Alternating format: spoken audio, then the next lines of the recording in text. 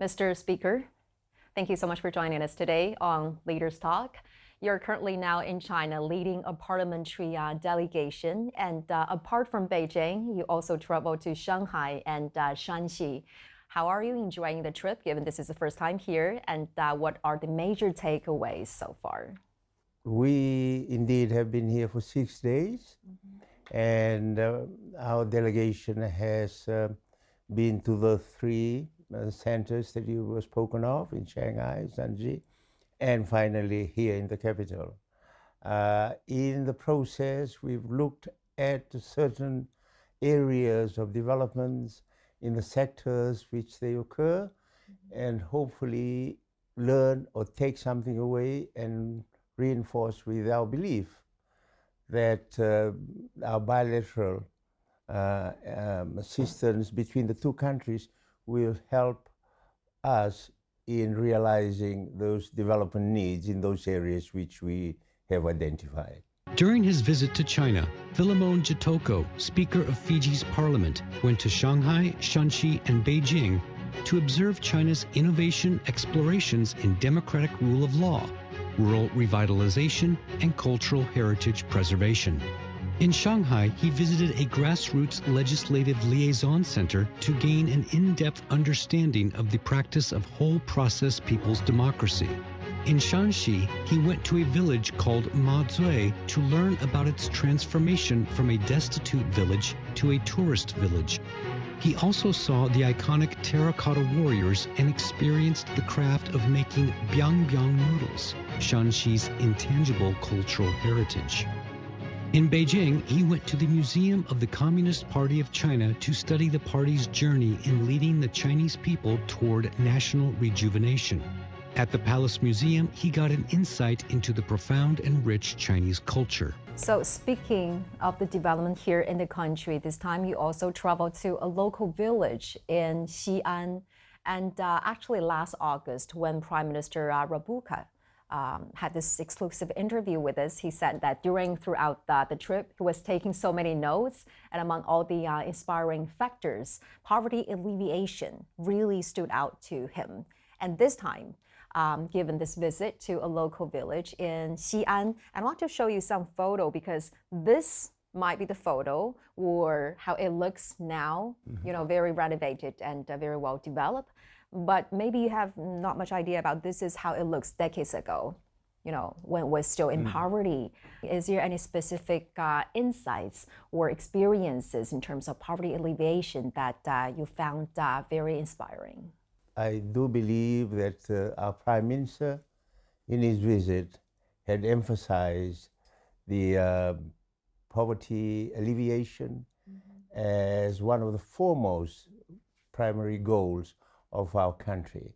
And in doing that, he's guided also by the developments that has happened in rural China. What is most appealing to me is the ability to move a population out of where they are normally most comfortable in, right, and move them to new location where they settle in and at the same time provide their means of livelihood. Exactly. It's not only about relocating them to a new location. Right. They have to have the new ways of, or sustainable ways of livelihood. That's correct. And I think even more so in their case because they've developed further. The other, it's become an integrated development. You have the products that they produce.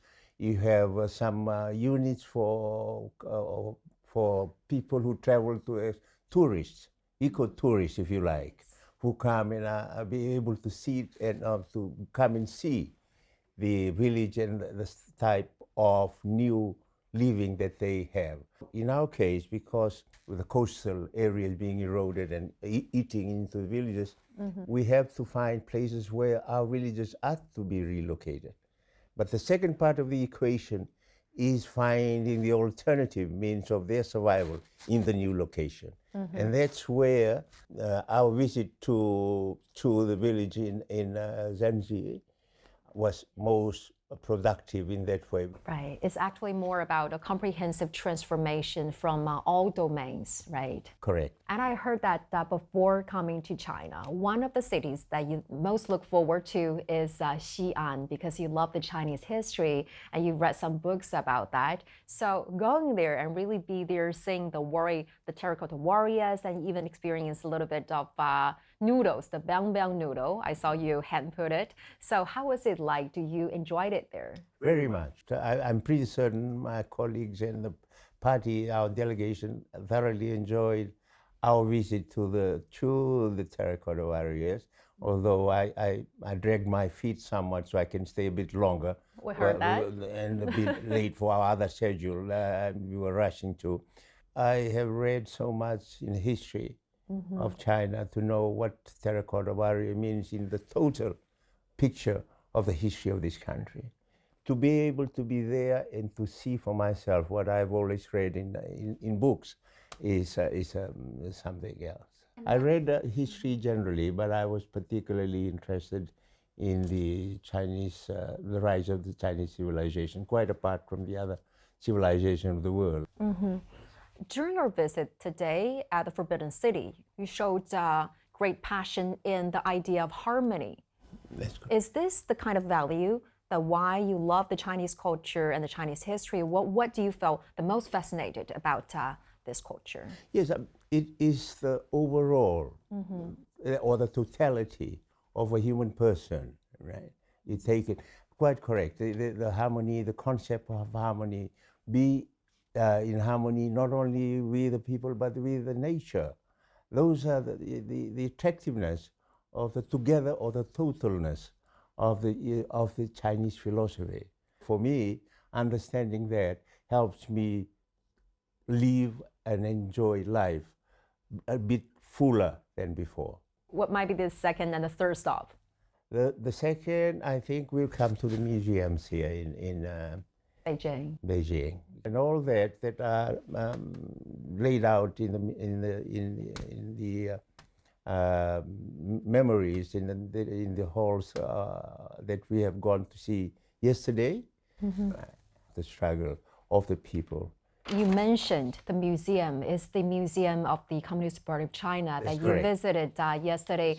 There are an emotional moments, I heard, when you watched a 4D film which depicted the long march of Red Army led by CPC. Mr. Speaker, what part of the story that you watched there resonate with you the most? It showed the character of the leader and the people and his followers who brave the terrain and the climate to achieve a certain end. And that end they finally realize, and that to me what makes a character, builds a character not only of the people that are involved, but of the country that arose from the ashes, that arose from the footprints that they built on those rocky and snowy mountains. And that is why I think this country has stood fast and risen and been strong and remained strong because of the nature of their struggle from the early history. At that moment, you were deeply touched by the story and by their experiences, right? That's correct. Looking at the way they were able physically to try and beat the elements, weather, to reach their destination. Not only were they happy, I was happy for them personally, even at this very 50 years or so later, knowing from the 1940s and 20s when they began the party and the creation of the nation from that onwards. This year also marks the 80th anniversary of the beginning of a nationwide war against the Japanese aggression and also the world anti-fascist war. So from both the historical and contemporary perspective, what lessons do you think we could draw from the struggles of those wars? I'm a student of history in my life, and World War II was one of the things that I had read so much about, And I was telling our ambassador how Shanghai, to me, and when the Japanese occupation of Shanghai Right. was very prominent in my mind, in my reading. And I wanted to visit Shanghai also for that purpose, because of the history and the nature of the city itself, from its international character, together with the invasion and the occupation, and also including the massacres that had created a lot of misery amongst the people, the Chinese people. Fiji was among the first Pacific Island nations to establish diplomatic ties with China. Over the past 5 decades, the two nations have fostered mutual political trust, practical cooperation, and cultural exchanges, setting a benchmark for equality and collaboration between large and small states. And also, as you know, this year marks the 50th anniversary of the diplomatic relations between our two nations. And as the first Pacific Island country to establish this formal relations, diplomatic relations with China, how do you perceive this bilateral tie evolving in the past half century? And looking ahead, how do you envision advancing it to even new heights? We would like to intensify the relationship between our two countries in our bilateral, in all the sectors which we had started our discussion on. The sectors of all the agriculture, fisheries, infrastructure, road building, and all of those are there to be further discussed by our people and in the coming months, in the coming year. As we know that the One China principle is the cornerstone of the China-Fiji relations. So what is the government's plan to adhere to this principle? We adhere to it. We confirm every time we have discussion that it is a guiding principle of our relationship, our bilateral relationship with China. And we have never deviated from it in the past. So that still remains and continues to remain as our guiding foreign policy in our relationship with China. Well, speaking of climate change, as we know that Fiji, as well as many other Pacific Island countries, are at the forefront of this challenge. What is your vision in enhancing cooperation with China on that front in tackling those climate change related challenges? Yes, I think it's important for technological assistance to help us overcome the nature of the climate that affects our well-being in the islands, how we can survive and be able to sustain our developments as well as our livelihood. The role that China has in the world, in leadership, in various factors, in various areas, in various initiatives, including climate change. And we are particularly grateful to China in understanding the nature of our problems, the small island countries of the Pacific, and understanding and being sympathetic to our needs in terms of climate change. And also, Fiji has expressed its strong support for the initiatives put forward by Chinese President Xi, and also has joined the group of Friends of the Global Development Initiative. So in what way do you think those very important and visionary initiatives, the role of those initiatives in promoting global peace as well as prosperity?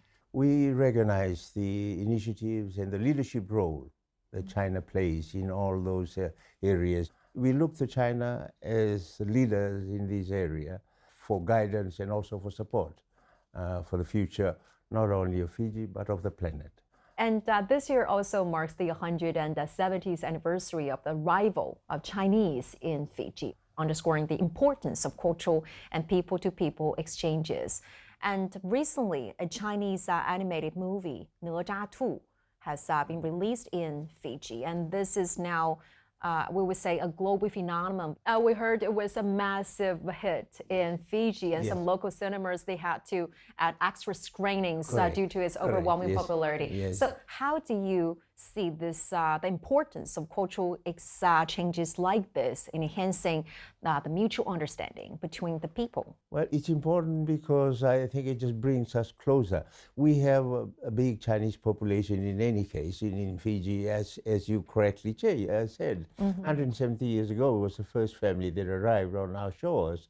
And my village, which is way out in the island somewhere, we had a Chinese trader in our village long time ago. That's how I got to know the first Chinese, and they grew up, and I had Chinese cousins from the marriage, and so I am very much part of the Chinese heritage as well. And according to so many people who've been to Fiji, they said that the picturesque landscape together with the Bula spirit evoke a sense of ease. So could you please share with us a little bit about what this Bula spirit embodies and why Fiji is an ideal place for Chinese travelers? Well, I will be talking on behalf of Fiji's tourist industry and tourist market in this regard. But we in Fiji had been brought up in a close community, in a villages community, very much like the villages in here. And understanding that we live together with nature and with the environment to be. At the very early on in our civilization, we had also sustainable development built into our community, into our people. Since you are now speaking on behalf of the tourism market in Fiji, what would be the top one experiences or characteristics about Fiji that you would recommend to our Chinese viewers? Relaxation, to be at peace with yourself and enjoy a bit of a sun and the sand of the Fiji Islands is, I think, attractive enough, and I can only ask that you come and join us and enjoy the beautiful Fiji for you. Filimone Jitoko, born in October 1949, subsequently became a High Court barrister in 1978. Over a 40-year career, he rose to prominence as a legal authority across the South Pacific. Mr. Speaker, you also visited a local legislative outreach office in Shanghai and spoke highly about how this mechanism helped to convey the voices of the grassroots all the way to the top of legislative authority. So in what way do you think this model could be inspirational or helpful to the legislative system in your country? I am a lawyer by profession, right? And I had practiced as a judge for a long time. And one of the things that always occur when people appear before the court is that they don't know about the law. They don't know. The ignorance of the law is no excuse, right? It brings me to the consultation process of the law, where the grassroots level are involved in making submissions on how the law should operate against and affecting them. If the law proceeds right to its conclusion, when it's enacted into law, they become part of it. They own the law, as it were. So they say, that's our law, because we brought it into They feel relevant and responsible. It's relevant, it's responsible. And that is why it helps the population follow the law, because it's part of what they want to bring in and to govern their communities. I believe strongly in that.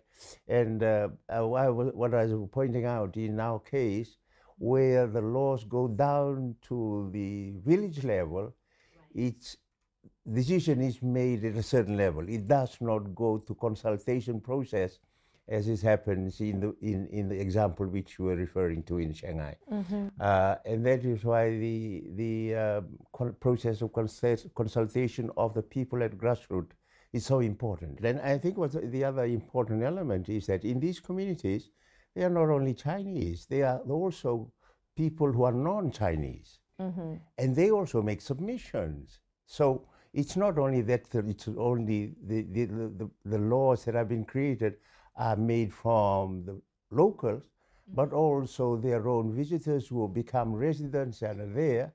And that, to me, becomes a much more all-embracing law than just what I was thinking for. And I believe President Xi's concept of democratization of the people is something that we may have to learn from or borrow from.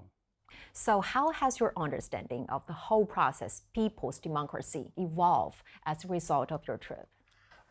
It makes it much more clearer to me, understanding the process of democracy in the Chinese sense, right? It's much more towards the all-embracing nature of consultation, which we're talking about, and the involvement of the people up to, even to the grassroots level, and be part of that decision-making makes it important in terms of their following the law, owning the law, and being part of the system.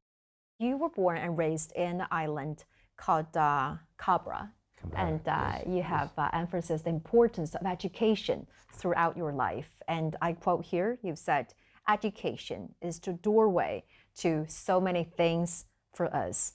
So what does education mean to you, both personally and also on a higher vision? Well, education is what we are trying to achieve now in the development needs that we are looking at now, is to rise above poverty. In a way, it addresses the very issue that we are trying to address now in respect of those who are left behind. And that is to rise above the poverty and be able to sustain a meaningful living for them and for their families. And I also know that you are an avid sports enthusiast. You joined the Fiji secondary school rugby team in your 20s and have participated in other sports, including cricket, hockey, and athletics. That's a lot, sir. What are the biggest gains for you from doing sports for so many decades now? It's physical fitness and character building. It makes you a strong person? Or? Absolutely, yes. Knowing, accepting that you can't win all the time, accepting that winning, you take it with a bit of humility. So those are the strong elements in sports that can also build your character. Mr. Speaker, as your first China trip is going to be wrapped up in a few days, what would you describe as the major takeaways from this very special visit? Overall, the trip has been a wonderful experience for me personally because of my history as you understand it, and to be able to see those areas that I always dreamt about, but at the same time also take home to Fiji the goodness and the kindness of the people of China. Thank you so much, Mr. Speaker. It was a great pleasure talking to you, and many thanks for sharing your very insightful views. Greatly appreciated. It's my pleasure. Thank you very much. Thank you.